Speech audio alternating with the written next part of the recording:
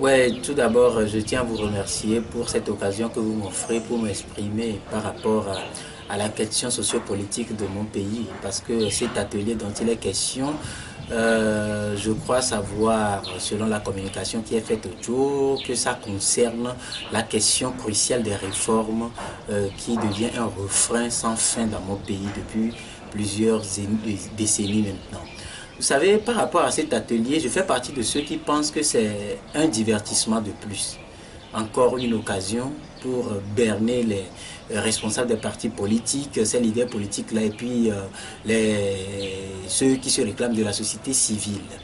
Vous savez, depuis 2006, la classe politique togolaise et la société civile ont essayé de se comprendre, de discuter autour d'une table et avec la médiation de Blaise Compaoré, l'ex-président de la République du Burkina Faso, pour accoucher d'un document appelé APG, Accord politique global. Et dans cet accord, il y a des points de réforme qui sont mentionnés, notamment les réformes constitutionnelles, institutionnelles et électorales.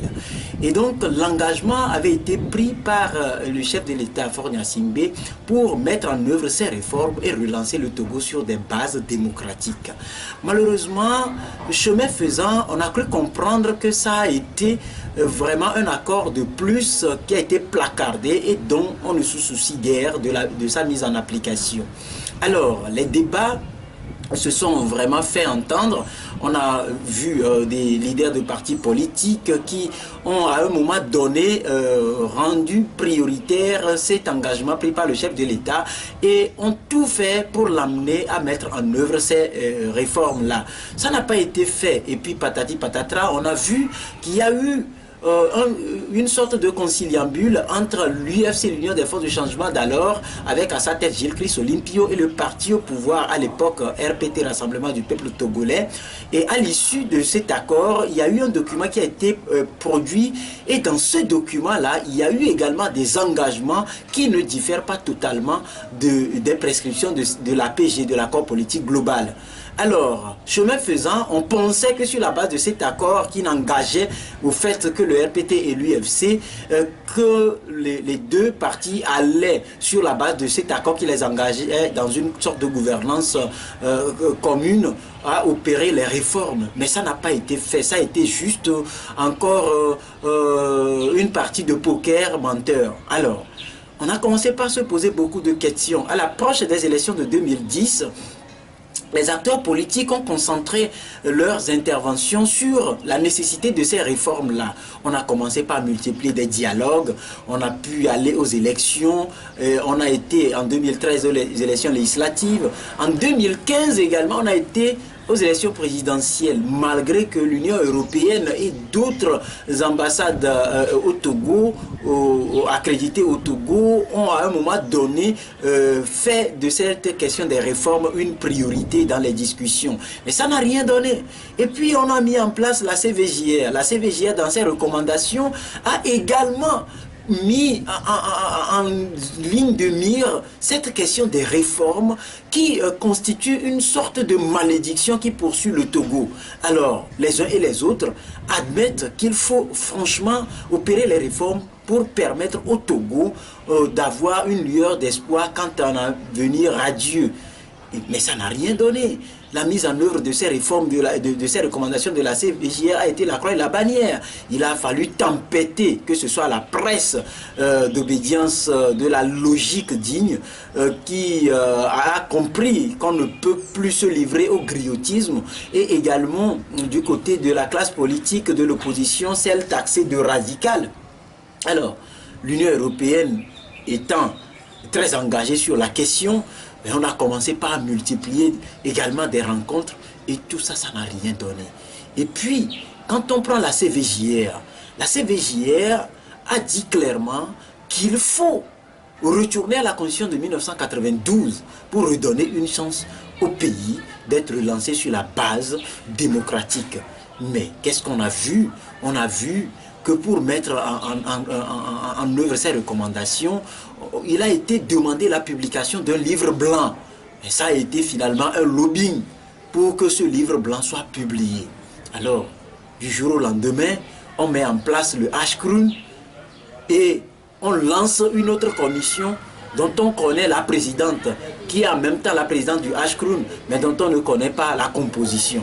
Et puis on se dit, mais c'est quoi encore ce divertissement? Parce que finalement, vous comprenez que cela dénote de la mauvaise foi du chef de l'État de mettre en œuvre les prescriptions de l'APG, notamment l'opérationnalisation des réformes constitutionnelles, institutionnelles et électorales. On en est là.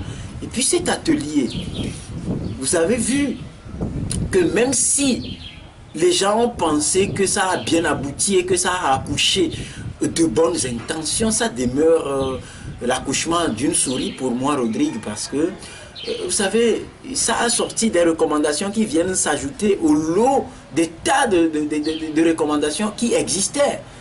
Donc, je donne l'exemple par exemple du Bénin. Patrice Talon, quand il est venu, depuis les campagnes, il a annoncé les réformes. Quand il est venu, il a pris son bâton de pèlerin et cela fait partie de ses tout premiers chantiers. Aujourd'hui, il tient son bâton de pèlerin et il est présent dans le vécu quotidien du Béninois face à cette question des réformes. Vous prenez le Sénégal, même si aujourd'hui l'intention annoncée par Macky Sall n'est pas traduite dans les faits, on sent quand même qu'il est présent à côté de cette intention et il mène la danse aux côtés des partis politiques. Mais prenez juste cet atelier du HCRUN, l'atelier qui est conduit par Awanana, cette dame qui, historiquement parlant, est redevable vis-à-vis du peuple togolais, qu'on reprend, qui doit se rattraper pour restituer du moins l'histoire. Vous avez vu que, bien avant même cet atelier, elle a fait le choix d'interroger l'histoire, mais de la plus mauvaise des manières.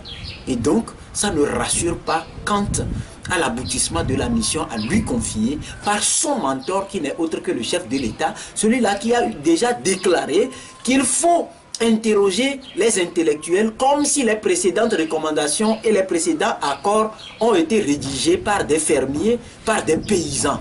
Alors, c'est une sorte de moquerie. Je pense aujourd'hui qu'on n'a plus besoin de remettre à demain. S'il faut opérer les réformes, que le président de la République, Faure Gnassingbé, se lève et introduise le document, prenne son courage à deux mains pour restituer l'histoire.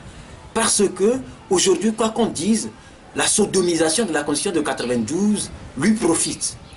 Et s'il y a quelqu'un de bien placé aujourd'hui pour redonner au peuple togolais l'espoir de vivre dans un pays émergent, un pays où la justice est de mise, un pays où les droits de l'homme ne sont pas violés, je crois qu'il se doit de restituer l'histoire en redorant le blason de la Constitution de 1992. Et si d'aventure il y a à redire par rapport à cette Constitution-là, je crois qu'on pourra s'asseoir entre Togolais pour en parler. Et donc, ça a été un divertissement, cet atelier organisé par le HCRUN. Voilà un peu moi comment je réagis par rapport à cet atelier-là. Que dites-vous de ces personnes qui disent que la PG est quadruple? Vous savez, nous sommes malheureusement dans un pays où n'importe qui d'âme se lève pour parler au nom du peuple togolais.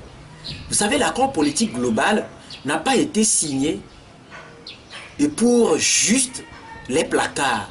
Ça a été un accord qui a réconcilié en partie le peuple togolais au lendemain des tristes événements marquant l'histoire ou l'avènement de Faure Gnassingbé au pouvoir.